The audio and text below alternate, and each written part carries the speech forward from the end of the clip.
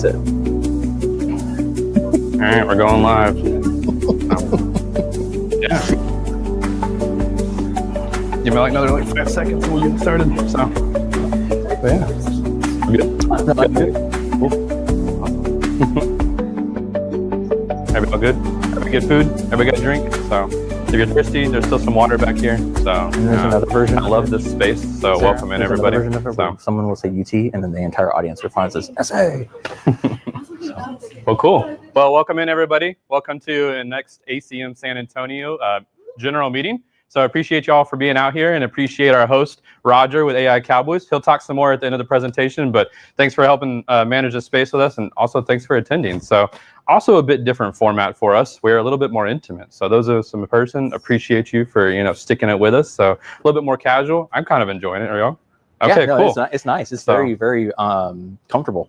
Cool. Well, thanks for coming in. I'm Zachariah Holland. I'm the chair of ACM San Antonio, and we're going to get started with our general meeting here in a minute. But I always like to touch base on our mission for ACM San Antonio. We are here to assist and cultivate the technology scene here in San Antonio. We were one of the OG groups, kind of like that started up after COVID. We're excited to keep going and excited to see the groups getting larger and larger. I will say, I think our first meeting was probably our largest, and then after that, we've just grown since then. So I appreciate y'all for y'all's continued support and attending all these events. So we're not the only one here in the San Antonio community, and if you have more questions and want to find more, I'll totally link y'all up about that in a minute. But real quick about us, additionally, I just mentioned I'm the chair. I also have my co-chair, Gene Tigner, and our treasurer, Doc Robb, so appreciate them for always supporting. We've been running it for about 2 years, so if you want to join the team, we're kind of extending that now. If you want to join and help us plan or help us find things or want to talk about things, totally come and check us out. Yeah, we need help. Don't put it as a need message, so but yeah, so thinking about the I need help, we do have signups for if you want to help support financially. This is, to be clear, if y'all know what ACM National is, this is not the membership to the ACM National. This membership purely helps us locally here in San Antonio, provide us food, potentially find us venue, put on hackathons that we've done several times a year. So if you're willing to fund that and help the team with that, totally explore these kind of options, but it's not a necessary. So additionally, I will caveat and say, if you do want to vote in the ACM organization, you do have to be a member though. So that's it. Cool. Well, speaking of that, don't forget to follow us. We're on multiple places. We're on Luma, Meetup, and Discord. The Discord is not an ACM San Antonio specific one. It is the one for DevSA, which is your hub to find other technology orgs here in San Antonio. So I always plug that. So definitely encourage you to join there. But I'd like to give a quick introduction to our group that kind of joined us along, that they want to talk a little bit about the robotics course, right? Cool.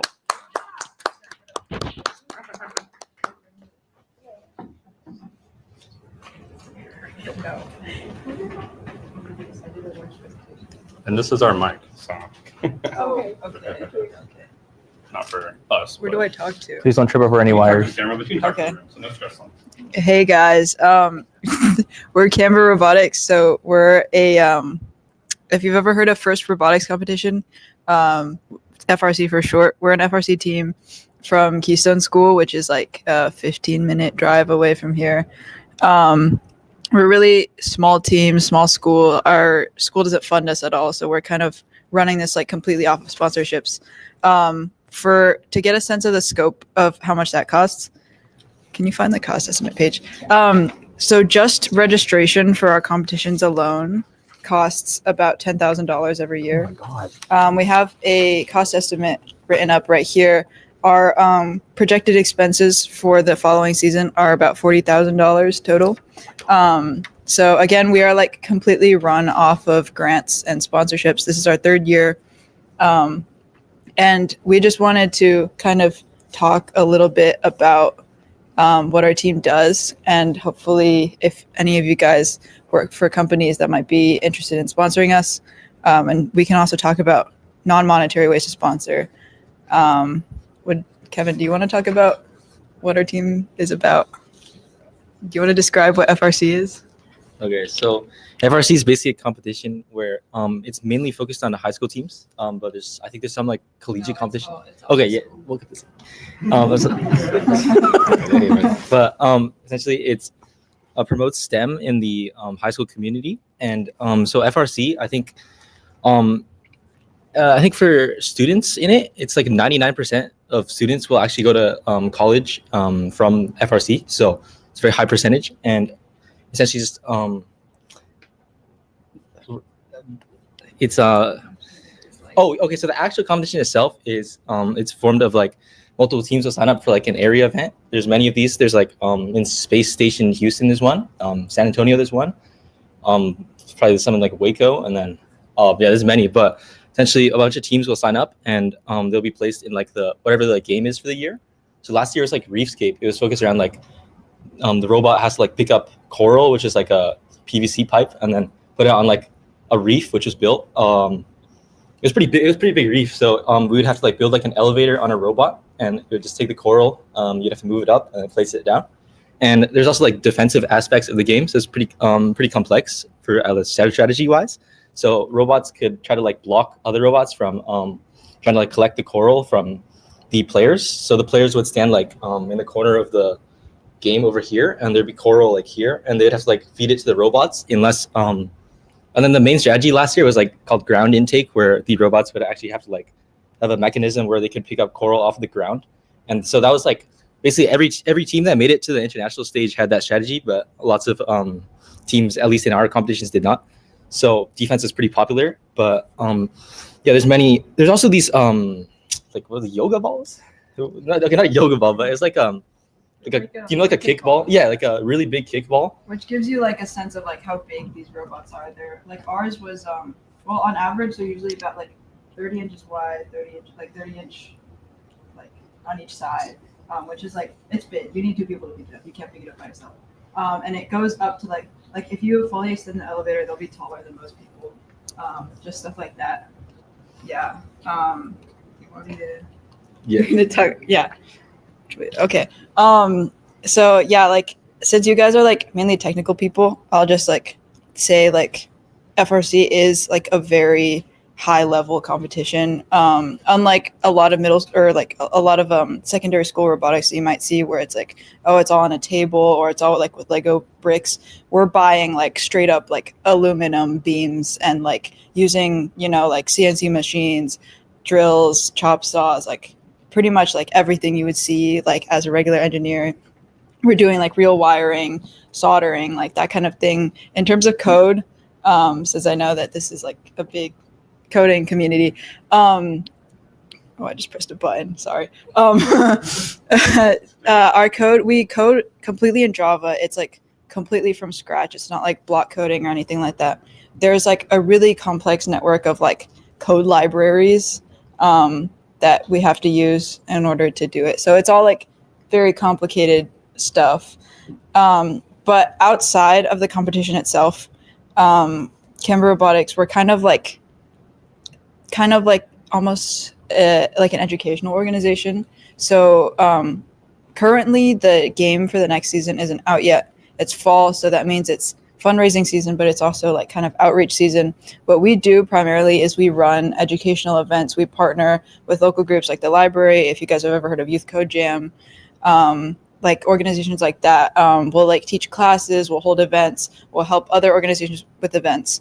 And speaking of which, so I mentioned earlier that we're here looking for sponsors, but money is by far not the only way that you can support our team. So like I mentioned earlier, we do a lot of events. If you work at organizations that want, for example, like any sort of like educational aspect, or if you just want us to bring in like a big robot that can move around really fast and do a lot of things, then like you can just reach out to us. We'll do it like completely for free. It's like we'll drive out to you, like everything. As long as there's a space for us, we can go. Other than that, can I see the non-monetary thing? Yeah, so there's various, and we have copies of these packets if any of you guys want one. But like there's a lot of non-monetary ways that sponsors can help, whether it's something like donating food, donating like old like equipment or like computers, anything like that. Giving us just like venues for stuff, contacting like experts for like any sort of mentorship, even just like exposure and promotion. All of that is like really helpful to us. So if you want to talk to us about it, we'll be here the whole time. So, and there's sponsor benefits. Yeah, and we can talk about that. The fundraising season, how long is that period? Well, so we can fundraise like whenever we want. But I'm just saying that primarily we do it during the fall up until January, because in January when the game comes out, we have about 2 months to make like that entire big working robot. So most of our time is dedicated to that. But it's always fundraising season. We have like a dedicated business team. Kevin over here is one of them. And then this one helps us with like our design and marketing. And it leads to an event? Like Yeah. competition? Yeah. What's the competition? So all the competitions run from March to late April. So every team signs up for 2 like kind of regional ones. If you qualify for district championships, you go to district championships. If you qualify from there, you go to world championships. So yeah, we have 2 in March, and then we're probably going to go to district championships in April. Yeah. Thank you. Thank you.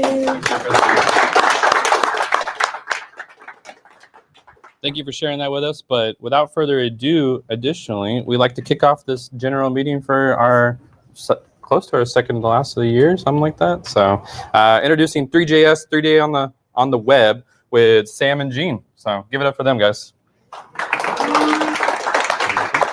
Thank you. Typically, I stand for these things, but I am going to go ahead and sit this time because there is a part of this that I will need to have hands-on keys. Let me. Is the TV on? Yeah, it is. Okay. Let me minimize this. Minimize close that. And then this. And go here. And then up. Okay. So I know I asked this earlier, but there are more people here now, so I'm just going to ask the question again. Who in here is familiar with Three.JS? Raise your hand. 1, 2, 3, 4. All right. Who in here has used it pretty extensively? No? All right. So my portion of this talk is going to be fairly introductory, very vanilla, just Three.JS right out of the box, one HTML file, and then just one script. I will have a section where I'm going to be swapping between different scripts, but anyway. All right, so another part on sourcing and citation, just to cover myself. A lot of this information was sourced from the web and from different places online, Wikipedia, Three.JS's documentation, all that stuff. We do have a slide at the end here that is a comprehensive source of different sources. There are also some, you'll see images here with attributions as well. All right, Sam, why are you first on this? I had my slide first. Go ahead and introduce yourself. I'm Sam Carey. I've been a professional front-end developer working in town for about 5 years. Graduated with my BS in CS 2019, and then started working basically immediately after. So I spent a lot of time in the React world. So when we get to my portion, things will get very React-oriented. So yeah, right. Stay tuned for that. All right, so my name is Gene Tigner. I've been working as a software engineer for about 5 years. At this point, outside of school, I graduated UTCA in 2020. Currently, I'm a full stack engineer at HEB. I focus primarily on front end, though I do have back end responsibilities from time to time. I do a fair amount of reading on the side, and then video games is a core interest of mine as well. I think that in order to really understand something, it's really important to understand a little bit of the history behind it, and then what the tool is and how we got here. So I'm going to start off by talking about, answering the question of what is Three.JS. So basically, Three.JS is an API. I'll let you guys read this, but Three.JS is an API that allows you to access the WebGL library that is running natively within most modern day browsers. The follow-up question to that, because this is a technology leveraging WebGL, is what is WebGL? Well, WebGL stands for the Web Graphics Library. It's a JavaScript API for rendering 2D and 3D images. And before WebGL was a thing, you primarily had browser plugins that you would install to get 3D drawing capabilities. Gene, question. Yeah. Stuff like Unity, does that implement? Are you aware with? So Unity does allow you to export things into a WebGL format. Okay. So you can, whenever you are installing Unity, you have the option to install those packages, and you can build out your game for WebGL. Matter of fact, itch.io has a lot of video games that are running in browser, and those are all using WebGL. So a little bit of history behind WebGL. So WebGL is attributed, so Vladimir Vukosevic, I hope I'm pronouncing his name correctly, because otherwise I'm butchering it. He is attributed as the creator of WebGL. He's a major contributor to the Mozilla Firefox web browser, and he prototyped OpenGL 3D context for the Canvas HTML element in 2006, which is what ultimately like kicked off WebGL's ultimate, I guess, what's the word I'm looking for? Form, if you will. And supremacy in this ecosystem, because this is the primary tool that people use is WebGL. So WebGL has two versions. There's version 1.0, which was released in March 2011, and version 2.0, which is being used by all major browsers as of 2022. WebGL 1.0 exposes the OpenGL ES 2.0 feature set. I'm not going to get too much into what that is. Just know that WebGL is kind of like a repackaged version of things for JavaScript. And then WebGL 2.0 uses OpenGL ES 3.0 API. So you're probably wondering, okay, so everything's built upon APIs. Let's go and talk about a little bit of the history here, the future of what's coming next. So WebGL, unfortunately, is kind of dead in its current iteration. I believe the group behind it is called the Kronos Group, and they don't really have anything planned for updating it currently. It's kind of in its final form, but there are groups that are working on a new API called WebGPU API, which is built using JavaScript, Rust, C++, and C API for cross-platform efficient graphics processing unit access. So if you're interested, this is the direction that the industry is kind of going. The MDN on Mozilla's website has a very interesting article on this that I recommend everybody go read. It even has a very interesting matrix showing what browsers currently support this effort. And ironically enough, I don't know why, but most Android-based web browsers support it. I don't know why. Others don't. So back to Three.JS. In terms of timeline, the kind of disregard the shaded out areas. The unshaded area, this is where WebGL comes into the scene, and then Three.JS very quickly became a part of, or was built on top of that.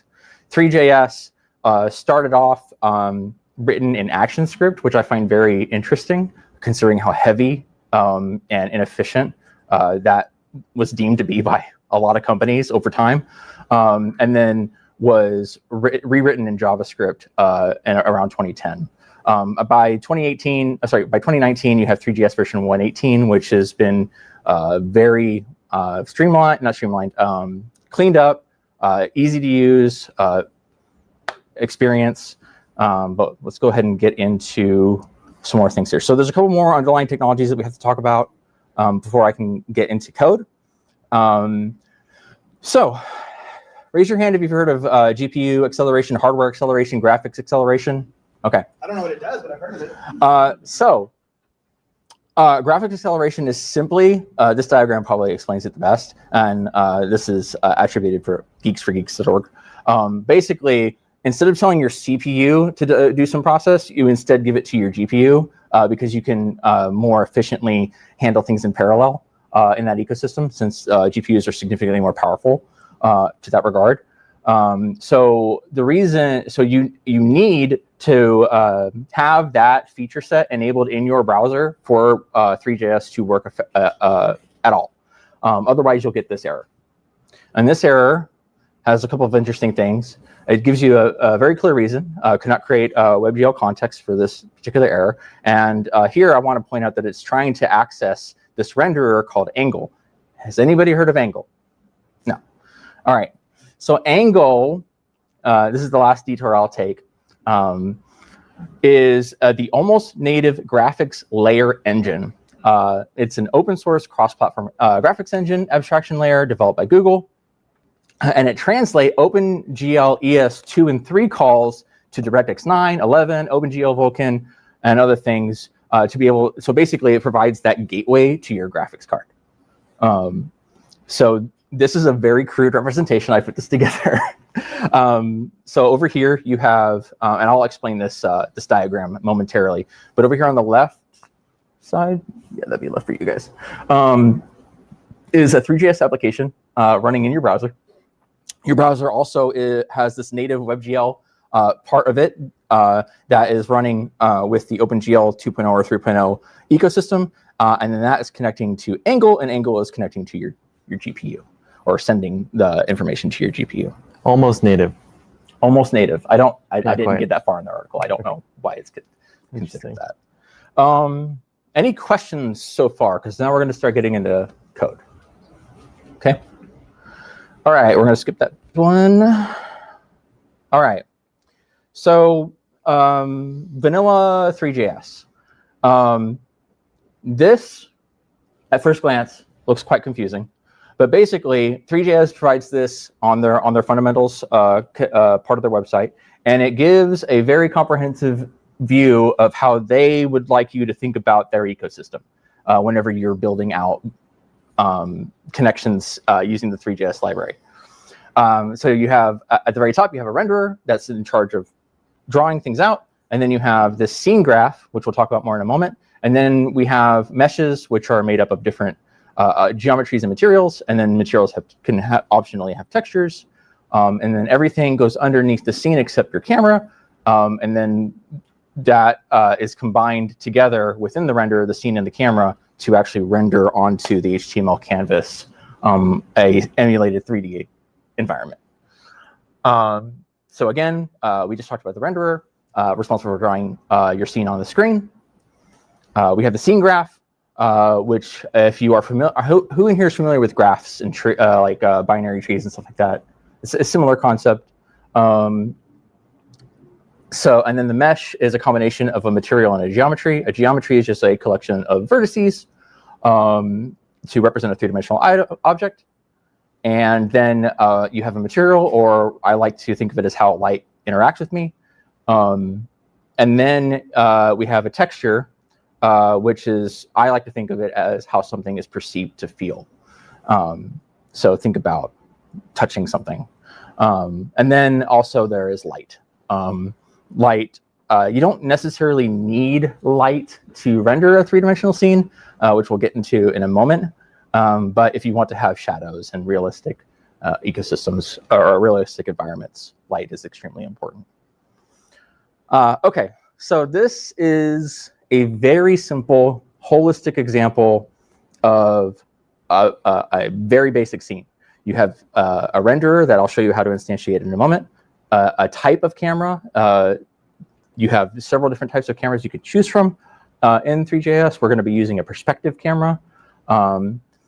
In this, for the scene, we're going to have one mesh, and that one mesh is going to be made up of a box geometry and a mesh basic material, which does not need light in order to be able to see it on the screen. For our code breakdown, we are going to have one index HTML file that's going to be very basic. You have your normal HTML boilerplate, and then all we have here is this canvas. This area right here is the important part. Whoops. Sorry. With an ID here, so we can hook onto it in our JavaScript, and then this script HTML element with the type attribute set to module. This is very important for Three.JS to function properly. You wouldn't believe how many times I forget that, and I go to start a Three.JS project, and I'm like, why isn't it rendering? Nothing's working. And then I have to type in ChatGPT, why is this working? And it's like, you idiot, you forgot the type module. So anyway, it's amazing how many things you forget, but are like simple additions. Anyway, all right, so the meat of everything is going to be inside of this index.js file. In here, we have our connections. So I'm just calling out how we're connecting to our canvas component back in the HTML document, since it had that query selector on it. And then we are putting that into the renderer directly. And then up here on the right, I'm showing the diagram, and I'm showing the pieces of that diagram represented in code. Hopefully this is a helpful visualization. So this is the first part of this. The perspective camera we're setting up with just some proprietary information that it needs in order to be able to provide us a perspective, a field of view of 75, aspect 2, near and far ranges. So going down here, this is us setting up our scene, and then us assigning a box geometry here. We're creating this box geometry. We're doing a 1 by 1 by 1 box. Those are just basic units. It's not really in any sort of measurement. And then we have this mesh basic material. I should probably reiterate, box geometry isn't the only type of geometry that Three.JS has. They have spheres and other types of primitive shapes. Mesh basic material, there are other types of meshes that you can use. The other mesh we're going to be using today, I think it's called I can't remember. It'll come up in a minute. But that's going to be one that interacts better with light. Here we have the mesh where you can see I'm directly attributing the geometry and the material, and I'm assigning it to this cube constant. And then we're adding that directly to the scene. So that's how we get this connection here. So all of this combined gives us our basic scene. This right here is just me showing some animation. So we're defining a function called render, and we are giving it a time element. So every 0.001 seconds, we are asking it to add that increment to a rotation on the X and Y axis, which are three-dimensional planes. So we're doing some sort of rotation on X and Y axis. And then we are calling the renderers.render. And we also need to tell the browser that we're requesting an animation state. So that's this part right here. So tell the browser that we wish to perform an animation. What this looks like. I feel like I went through that really fast. Does anybody have any questions before I go into the demonstration? Yes. So is it, if you add a light, does it make it like way more expensive in terms of processing? That I don't know, unfortunately. Okay, any other questions? Okay. Questions that he can answer. Well, how would they know? Okay, so let's look at what that scene looks like. So I have a stack split right here. So this is kind of small, but I'll make it a little bit bigger for you guys. Is that good? Okay. So again, just real quick, here is that script line. Here's the script that we're targeting. Here's the canvas. If I take away this canvas, it's gone. I'll put it back. It's there. This is the script that we're rendering. And then these are all the individual parts that you just saw. And then this is the renderer. I can manipulate time, and then we have a really fast rotating cube. 0.00. Sorry, 0.01. Okay. All right. Yeah.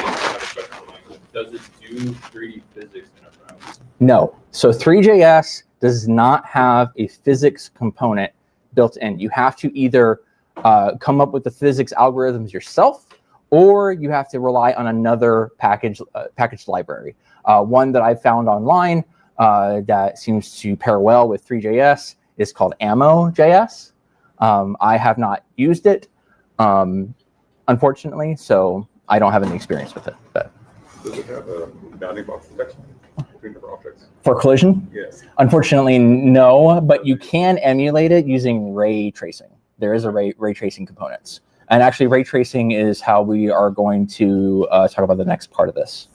And not to jump ahead, but React, there's several React libraries which do offer physics and collision detection. Okay. So there's always a library. Though I do wish that, because Three.js used to have, from what I was able to find online, they used to have out of the box collision detection components in earlier versions, but for some reason they've been removed from the library. I don't know why. All right, so Any more questions before I move to the next section? How are we doing on time? 7 minutes? I've only done 7 minutes? It's 7:05. Oh, okay. I was like, there's no way. Okay. Is there any shading on that? There is no shading on this, and that's because of the type of that's because of the type of not that one. Okay, I just wanted to Material we're using. You'll notice there's no light in this scene. We'll get to that in a second. All right. So as you can see, there's like a significant amount of overhead. Everything that you need in a scene, you have to basically tell and configure right in browser. You can. We had a project that we were going to show where what I went ahead and did is because I'm so Unity pilled. I made my own game object component that basically took in all of these pieces and made it much easier, so I didn't have to deal with all this overhead. Which, if you guys want, I can provide you a link to that repository later. It's not in this slide deck, but okay. Let's talk about what Three.JS calls picking. So how do I actually interact with the 3D elements that are in my scene? How do I click on them? How do I touch them in a way with my mouse? So what we're going to do here is I'm going to show a little bit of setup, and then I'm going to explain what we're doing with this setup. So here I'm changing the mesh. First of all, I'm adding a second material. I'm coloring that material a different hex code, and then I'm giving it what's called a Phong material. The Phong material is one of the other materials that Three.JS offers. This one actually reacts to light. So we will be adding a light to our scene. Here I'm making another cube, and you see here I have to establish another mesh. But here I'm using the exact same geometry I was using before. I'm just using a different material, which is interesting because if I modify this geometry in any way, it will modify both of these. And same thing with the material. If I was using the material, I don't know if you guys have ever done this in Unity. If you've tried to manipulate an instance of a material in Unity and wondered why all your other instances of that material and every other object got manipulated, it's because they're all sharing that exact same instance of that material. So it seems to be a problem just in 3D computation space as a whole. But anyway, so we're setting up the geometries and the different materials. And then I'm just basically pushing them out of the way of each other since I don't want them to render right on top of each other. I'm pushing the first cube to the left and then the other cube to the right. And then I'm adding both of them to the scene independently. This is another annoyance, having to add every single mesh that you create to the scene independently. So imagine you have like hundreds of thousands of different meshes. 3ds probably has a better way of doing it. I just hadn't gotten that far in the ecosystem. Okay, so let's talk about the light. So I have to define a color for my light. I have to tell 3ds how intense my light is. And then I have to use that inside of the directional light. So here I'm using a directional light color intensity. So directional light, what that's going to do is provide not like so there's different types of light. Directional light is kind of like the sun. It's like just one gigantic beam of light. So then light dot position, I'm just telling it where to live in the scene, and then I'm adding it to the scene again independently. And if you guys real quick look at not this one. This one, you can see light is independent of mesh. Okay, let's go back down here. I feel like I'm going. If you guys feel like I'm going way too fast, please tell me to slow down. I'm not afraid of that point of criticism. All right, so what does this look like? There's a bit more involved here. I didn't want to bore you guys with slides, so I'm going to just jump right in here. I'm going to uncomment Command KC, or maybe not. Refresh.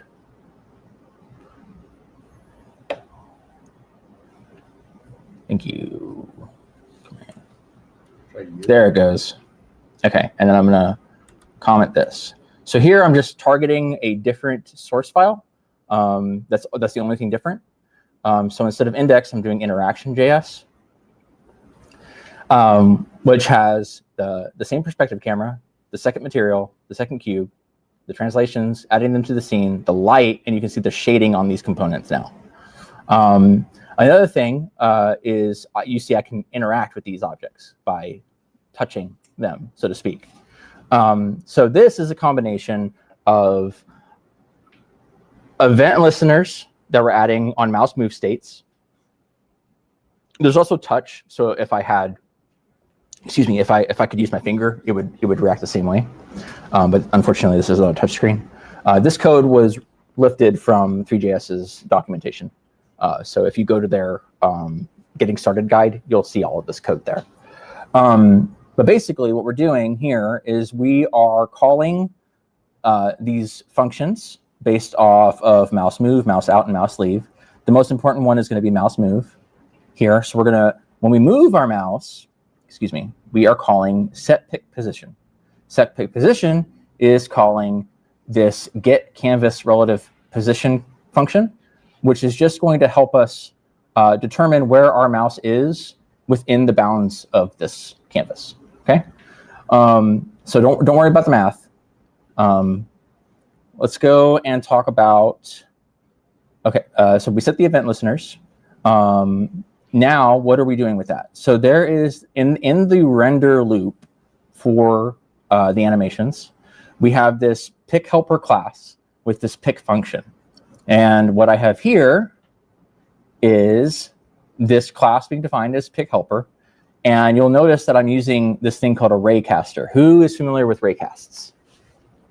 Okay, so in three-dimensional ecosystems, sometimes in order to be able to know where your mouse is relative to things, or if you want to just say have a gun and you're aiming at something and you want to make sure it actually hits the target, you're drawing an invisible line from some point in that space out to some distance away.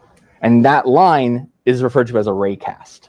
So here what I'm doing, and you can't see it because we're facing the direction of the screen, is I'm drawing a line from, pretend that you could expand this out this way. I'm drawing a line from my mouse pointer down into the simulated three-dimensional space.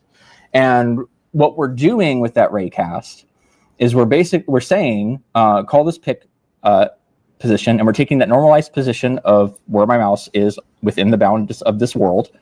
We're referencing the scene and the camera because we need that camera for that information because it's what we see, and then some time element.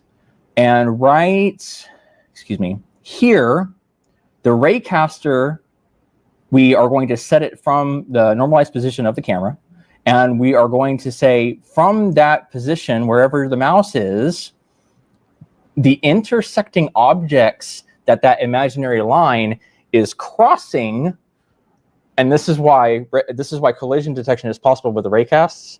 I'm saying, hey, are there any meshes that are intersecting with that line? And it puts it in an array. So you can actually, if there was a second object behind this one, it would show up in that array. But I want to interface with that first one in the array, so it's the 0th element of that array, and I'm grabbing the mesh or the object. And then I'm accessing how it's able to change the color here is I'm accessing the material's emissive, i.e., and this only works with the, it doesn't work with the basic mesh. I don't know why it doesn't work. But basically, the Phong mesh has a emissive part of it, which is the color that's being emitted off of it, if you will. And I'm grabbing the hex code of that, and then I'm saving that for later, so that way when I move off of it, it grabs that and it becomes a normal color. And then here, what I'm doing is I'm using a ternary operator to set over time. That's how it's blinking over time. To I believe that is orange, and that is RGB, that should be red, actually. Close enough. But yeah, so yeah, yellow and red.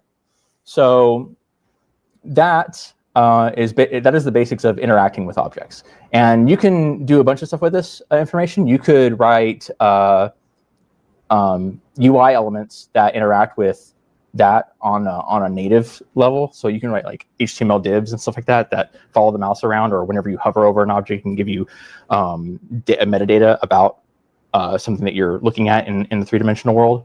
if that is like one use case you could use for it, you guys could probably think of a million other things you could do with just this level of interaction alone. Yes, because it is missing proper physics engine built into this directly, you do miss out on some other aspects of video game development if that's what you're interested in for this stuff. But for more like static games that don't rely or don't need to rely on physics engines, you can probably see how you could put something together like that. This basically wraps up my piece of this. Do we have any questions about this before I let Sam talk about React Free Fiber?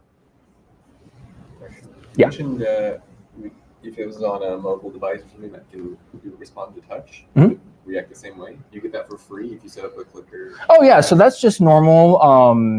That's not Three.JS. That is just, excuse me. The web handles on-click events really Basically well. the same thing. Yeah, so this is called the touch start event. Have you ever looked at the MDN's event listener list? So I'm gonna, please bear with me. I'm going to go to the MDN real quick, and then I'm going to go to touch event. So this is probably the most comprehensive resource if you're not familiar with, I guess, developing for web environments as a whole. It's probably my go-to resource if I don't know what something does on the web that's not in a library. I'm trying to find, this is specifically the touch event. There are other events. Hold on, event listeners, event. Let me do this. Event listeners. Let's see. I'm just trying to find a comprehensive list of different listeners. So, do you know what a listener is? Okay. So, buttons typically use the click event listener. Let's see.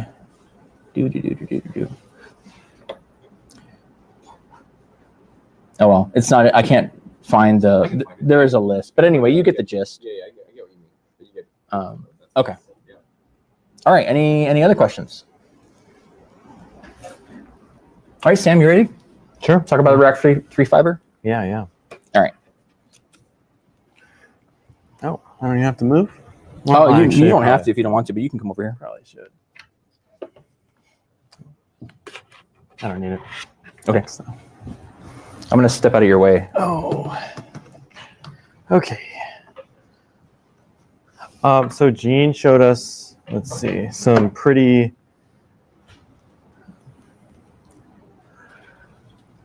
accessible ways of implementing vanilla Three.JS. And that's really useful for simple projects. If you just want a static site to render some simple HTML, JavaScript, things get complicated though when you start wanting to build a game or having really unique interactions. I have this up here too for you guys. This is like a little goodie bag. It's just a bunch of React code that implements some of the examples I'm going to walk you through. I'll give you a moment if you want to scan it.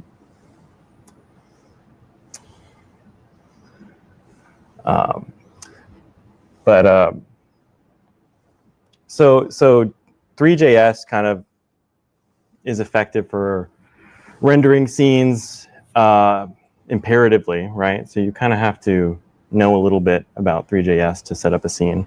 And I'll explain what I mean in a moment. But like I just mentioned, what if we want routes? What if we want complicated game states or other types of states? Fortunately, there is a JavaScript library that does that pretty well called React. And also, fortunately, React Free Fiber is a library available to the React ecosystem that augments the React reconciler. And so it just lets us render Three.JS declaratively like we would any other JavaScript JSX. Are we What is JSX? Are we React people here kind of a little bit? Great. I'm going to look directly at you the whole time. Just kidding. For the uninitiated, what is JSX? JSX is kind of a templating method that React employs to make componentizing your JavaScript and HTML much simpler. Does that sound right? Yeah. Okay, so here is like I'm using a bunch of words and I'm throwing my hands around, but like here we can just see the difference between vanilla 3.js and React 3 Fiber. So here we're like defining our geometry, our material, our cube, and then we're putting the cube in the scene, and that's fine. But if you're a React dev, you kind of don't care about all that. You just want to render stuff. So that's what we're doing. It's obfuscation in service of ergonomics, easier to look at. A lot less setup too. A lot less setup. Kind of just out of the box. So this is important. This is a developer group called containerize. This is the team behind React 3 Fiber, which is the main library where I'm going to show you guys. They also have a bunch of other libraries that help with physics, animations, post-processing. They have character controllers. I'll show you some demos when we have some time. But I mean, this is the group you want to look at if you want to work in the modern web with 3D. This is just look them up. Look at all their libraries. So I'm going to demo a basic React example. Let me just remind myself what I want to show you all. We're going to set up a mesh. We're going to use a library from that group to help us hook into frame ticks to do animations. We're going to use React State to manipulate position and color. And then I'm going to use a couple other libraries to show you cool stuff, whatever. OK, so I guess I'll just kind of give you the walkthrough here. This is that project that you guys got. So it's just, we're going to walk through some of the examples, but you can just pull it from GitHub and do whatever you want with it. Really, it's free. It's a basic. This is a basic Vite application, so it's quite a modern app. And my whole point is that you're going to see how easy it is to build a pretty modern web application and just implementing 3D right there in all in one project very easily. So I'm going to show you, I've got a router set up here. This is just each folder in this router represents a route that we can click here in the sidebar.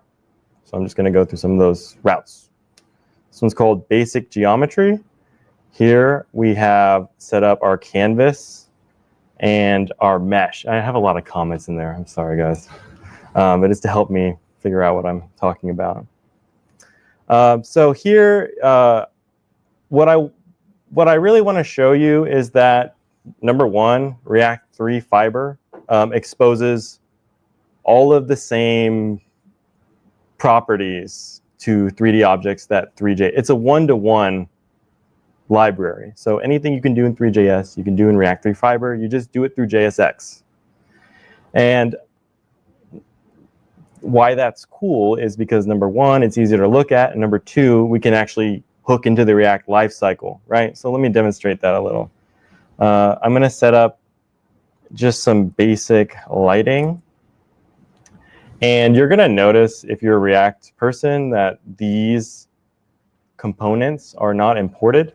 That's because React 3 Fiber actually is doing some very behind-the-scenes stuff.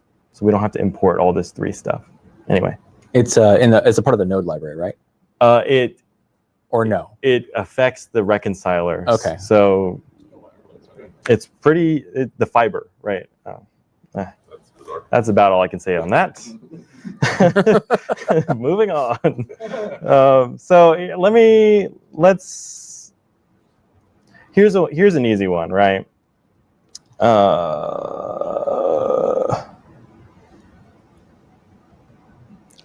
So I don't know if you see where he just commented out on pointer out. Mhm. So that is an event listener that's baked into the mesh directly. So you don't have to set the event handler yourself. It's already baked into the mesh. You just call it, point to some function that you want it to go Now, to. I So don't it actually. makes it a lot easier. I don't remember how to actually change the color, but we could use state to do many other things. Like for example, here, let me set up a simple. Let's use the hook to manipulate the position of the cube, right? So here's my cube. Now I'm going to create a reference that we can access in our hook. This hook right here, use frame, this just lets us execute arbitrary code every frame. So we're going to use that hook. Oh, looks like I broke that too. It looks like it says the hook can only be used within the canvas component.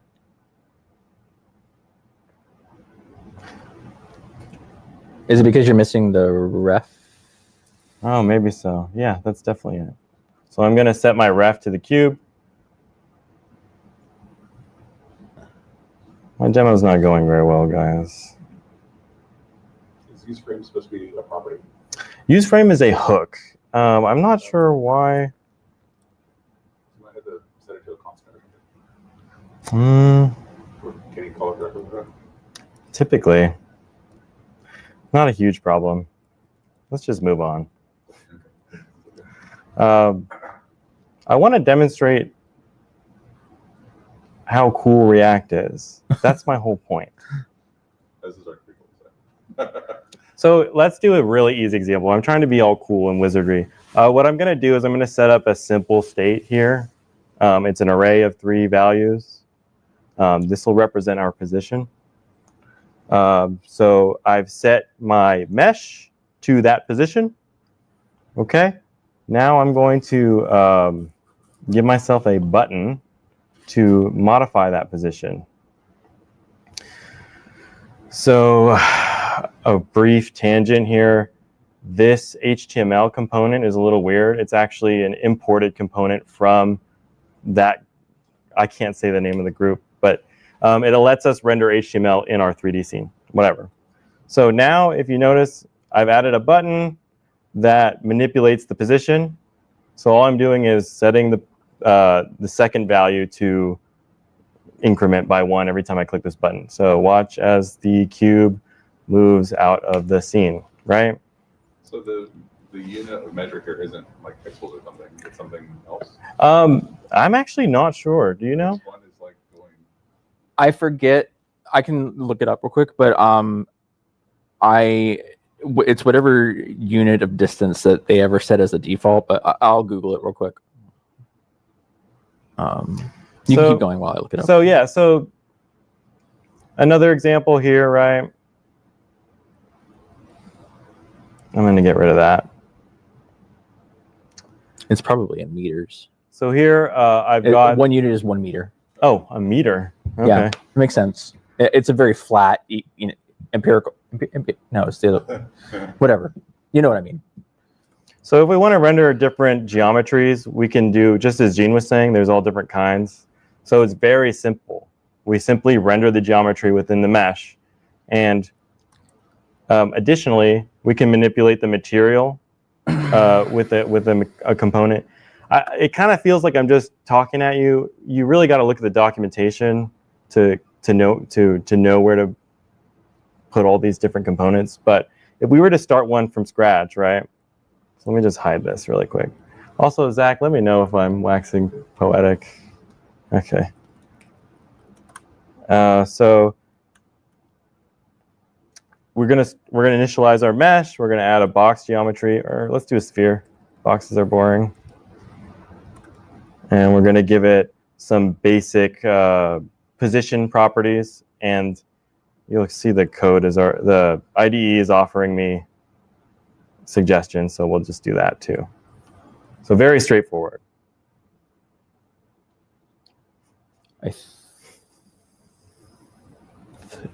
Sphere geometry cannot be Oh. invoked without new. See, this is there.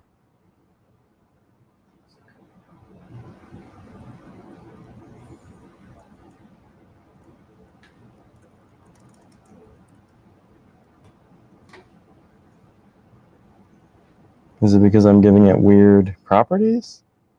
Yes.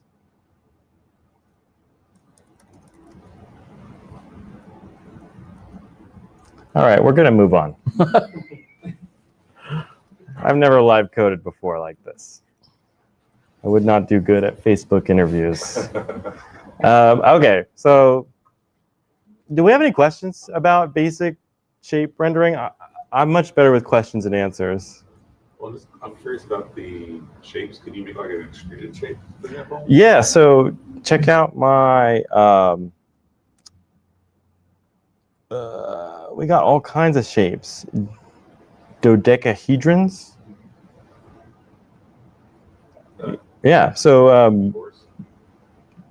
the way we do that is actually, Do those have to be imported as alternate models, or are those out of the box? these are out of the box. So this is just standard React 3 fiber.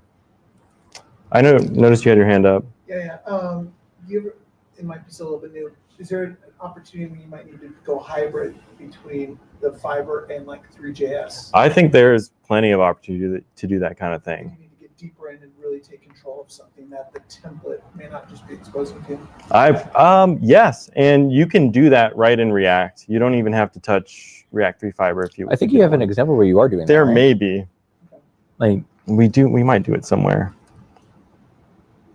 So yeah, so Yeah. here I'm using vanilla 3 to. This is a component I actually don't end up using in the project, but it interpolates between values to like it moves the camera like left and right. Yeah. So yeah, if you want to get into the weeds, you totally can. Yeah, even to a point, like I built followed like a Minecraft guide just when I was first playing with Three.JS, and you can get to the level of you're looking at when you render certain sides, you can stop rendering them to save on space too. oh yeah, And so like that's totally an option. I mean, the extrusion of like using cameras and stuff is also an option. It's essentially just creating another object and then just moving that person or thing there. So that's also an option as well. So, and I think I just built with vanilla, and vanilla straight out of the box allowed all that too. Mm-hmm. So Mm-hmm. are you guys raise your hand if you're familiar with the concept of a normal in a three-dimensional space? Okay, so you probably when you have a cube, you probably don't want to render faces on the inside of that cube, but Three.js lets you do that. But you can to optimize it. If you have a solid cube, you don't want to see the inside of it, so you don't want to render anything. If your camera's inside that cube, you're not going to see the walls of the cube. So it does save when up. you're building like Minecraft. Yeah. The simple example is you put 9 cubes together. You just run some basic equations, and you can find them online unless you just really want to do it. But to not render everything, that would render faces inside that 9 cube. And that saves on browser performance, especially since we're working in the browser. It does, but also at the same time, you are interfacing directly with your graphics card, your graphics processing chip on the computer. Some people don't have good ones. Oh, that is true. That is true. You do want to make sure your software works dynamically across multiple different ecosystems. So I assume this stuff looks pretty well like on a phone. on a phone. So that's actually interesting. Do you want to talk about React Free Fiber for native? Well, For React Native. Yeah, that's yeah. For some reason, difficult to set up. I don't. Yeah. You can't. React 3 fiber on React Native is difficult to set up, but React.js itself is actually, I would say, especially Next.js, getting to a point where you probably don't need to use native anyway, unless you just. That's kind of a hot take. I don't know, But interesting enough. So that's on a native level, right? That's like you're building an app for the phone. This probably works a lot better just rendering in a Right. browser on your phone. and then you can always compile it down to native code and put it on an app store if you want. It's very easy. So, You don't say that. It's kind of easy. All right, here, let's move on. Yeah, hopefully we kind of get the point here. It's that React lifecycle state, 3D objects, video games, possibly, you know? Another thing about React State. So whereas before with what I was doing, you probably would have to, if you wanted to save anything for later, you'd have to create your own state tree, save that value in the state tree, or you'd have to save it to your browser's cookies or its session information. Whereas with React, the power with their state saving parts is you can take whatever state your thing is currently in, as long as you have a set state hook set up, you can save that information in the current session and then use it for other things. So say you have a cube, you want to save the position information of that cube, but now you want to take that position information and you want to provide it to some other thing that might not even be React, 3.js or 3D. You can share it with some other HTML component, or you can share it with some other function that is going to be doing some arbitrary task with that information. So you can get pretty complicated with it. All right, I'm going to show you guys how to render a model, and before this gets too... Is this the model that I think it is? No. Oh, come on. Well, I'll show that later. So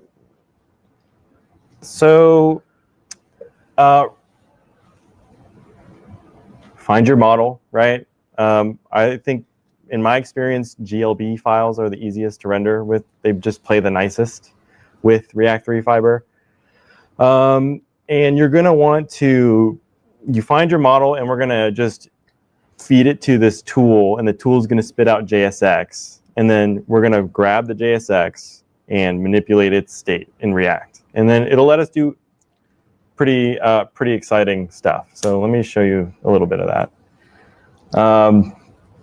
So does it take the model and break it down into these primitives? Yes, kind of. Probably complicated primitives, if you will. Higher. Like a primitive made up of a metric. So I've got a little GLB file here of a, where is my, oh no, you're seeing my messy desktop. Okay, so this is look, you're gonna see that name again that I can't pronounce. This is a tool that they've produced. Basically, you drag and drop your GLTF, it spits out JSX. It's actually... the format is GLTF-JSX when it spits it out, right? It's JSX. Okay. It's a GLTF represented as JSX. But you can also use the tool however you want, but I didn't do that. So you can use it in command line too, right? Yes, yes. So you grab your file and you drop it in, and it sits there and it thinks for a little while, and it'll spit out the representation of your GLB file here on the right, and then here's the good part. This is the React code that we can manipulate. I have a question. Did it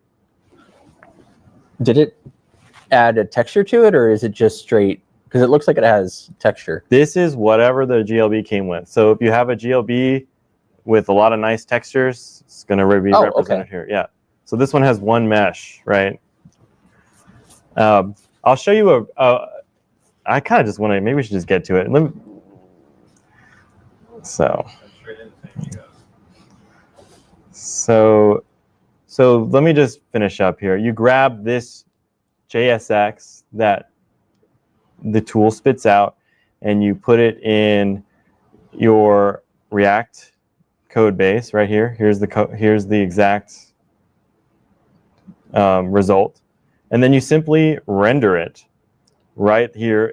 There's a little bit of boilerplate here I have. So I've got the canvas, orbit controls, and then suspense helps us manage loading big old GLTF files. So it's just like a nice to have. In fact, I can probably get rid of it and nothing will happen. Oh, it looks like, according to your comment there, it handles lazy loading. Yes. So there's our little NES cartridge. You can see that I've changed the material color. And again, the cool part here is we can go and we can do const color, set color equals use state, right?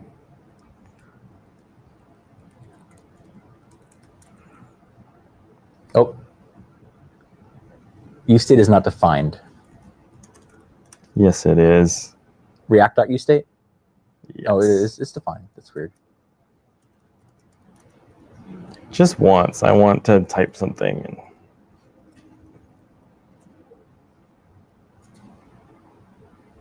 You have 2 React imports. I see that. So, so we can have some other. I don't feel like doing the button, but we have a button that changes the color. Okay, moving on. So kind of like what I'm trying to point you towards is, this is a weird model here, but this is a model my friend put together, and the cool part about it is that I sat there and I told him exactly what he was in Blender, right? He's not like a professional, but it's kind of cute. And I told him exactly what materials I wanted to be able to interact with. So he just went into Blender. He composed his little model and then identified textures, right? And so in React, we can read those textures. Or sorry, materials. I know those are different things. Yeah.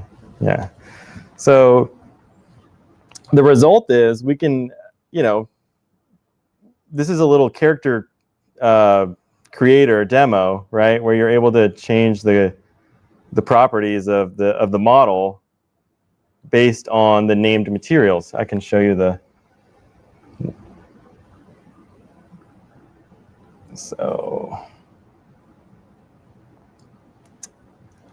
So here we go. And so you just to show you here, this is a wrapper component here that you'll notice I have 2 different body types, right? Like a character creator. So this is the power of React. We can render our models, wrap them in a component that lets us pick between them. And you'll see here the meshes. So this is a little bit different than what I was showing you here.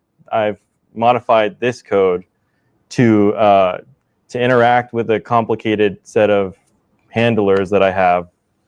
And I'm guessing each mesh is a representation of a part of this. Yes, so each one of these meshes, I'm literally sitting there in Discord with my buddy, and I'm like, we need hair, skin, torso, right?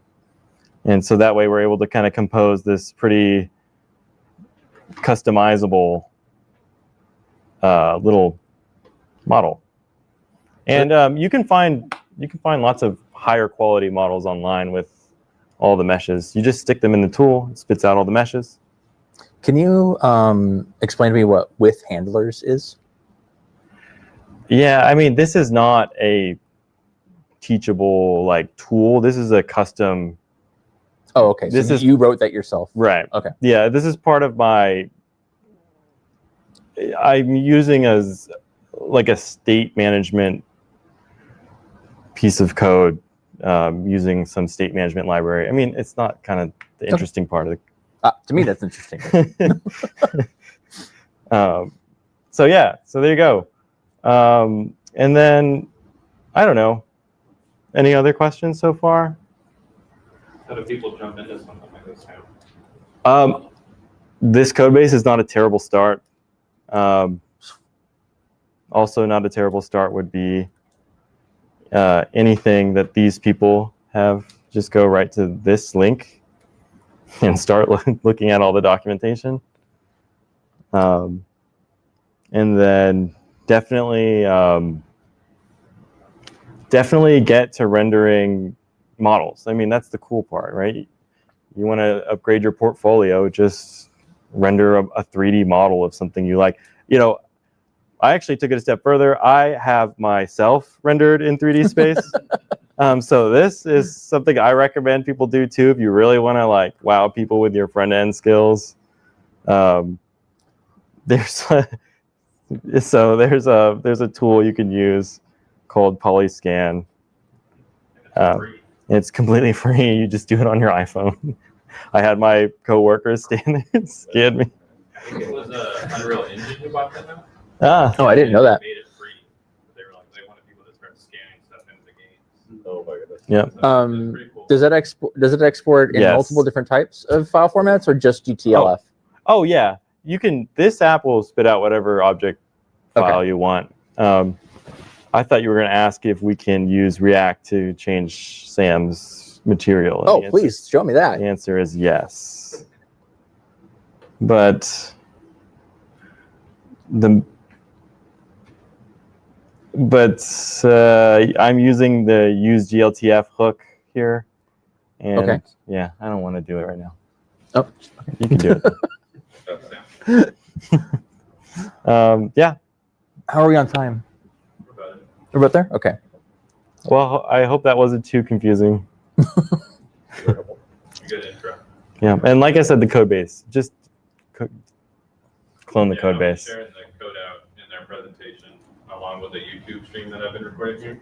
So if y'all want to watch it back or would like to ping them, all that information should be available. So, you Can I- at least find Gene in the DevSA Discord. Can I show one more thing before we end? If you guys don't mind.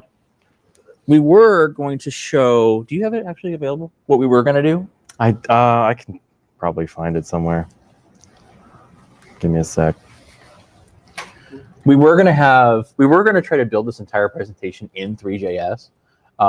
We got a bit ahead of ourselves. I We think realized we we could were have trying done to it do in it in React. vanilla. We were trying to do. You're right. We could have probably done it way quicker in a React, but we were trying to do it in vanilla. And we got to a point where we had a pretty comprehensive, I guess, what'd you call it? You called it a scene router or something like that. Yeah. Where it would have we had a three-dimensional scene with some like really cool background graphics, and then for each slide we would move the camera through the scene to the next slide, to the next slide, to the next slide,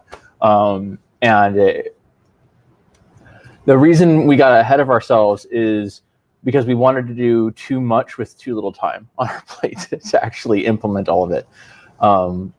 When ultimately we just needed to deliver the information to you guys. We might as well release that code too, huh? Oh, I mean, it's up on GitHub. It's a public repository. We'll send it out at the end of this as well. Matter of fact, it is live on what's the repository? Because the repository, you can just go to the live endpoint for it. I think what they're saying is we'll have to have another meeting on this. It is a very big topic. Also, What is that? I have You're to show you taking my guys. spotlight. Yeah, a little bit, because look how much cooler this is. You're right. That is okay. No, no. I'll leave. I mean, It's look okay. at it, guys. Look how you can jump around and stuff. So this is a character controller library for React. Just cool stuff. It's all free. It's all available. The links will be available somewhere. Cool. Well, thank you, Sam. Same kind of thing. Yeah. Thank you, Sam. Yeah. I'm done. And I just have a couple notes to close this out, just as some reminders. I'll share the screen real quick, maybe if it ever connects. Yeah, grab that. So thanks for trooping along with us tonight, y'all. This was definitely a different venue for us, so I'm about to give some shout outs here in a second, but I appreciate y'all for all being flexible and coming downtown. I think we've been downtown 2 other times, and they've both been downtown here on Houston and over here on De La Rosa. So excited to have y'all out here. It's been a great space, so appreciate it, Roger. So I want to give a shout out to our hosting partners today. So AI Cowboys, Roger, appreciate it, sir. So, do you have anything to say? Are you good? Okay, he's good. He's ready to pack up. Same. So, but yeah, thanks again. So this space has been really cool. So also to add, we always appreciate feedback. If you have any questions or want to improve or have things that you want to share with us, totally an option. I always share this later on too and like a follow-up. And so if you have more questions, always easy to find us. But or if they want to present, right? But with all that being said, I'd like to wrap up quick. So thank y'all for coming, and thanks for coming to our general meeting. So One more announcement I'd like to add. Sorry, I didn't mean to interrupt the applause. We are looking for people who are interested in giving series topic discussions for next year. So that is multiple, either multiple back-to-back days or once a week for a few weeks to give a topic you're choosing for educational purposes. So if you're interested, please contact me. yeah, we have this in-person platform and our virtual platform. So if you want to create content with us or you want to share something you're passionate about, we're that venue for you. So yeah, thanks again for coming, y'all. Thank you.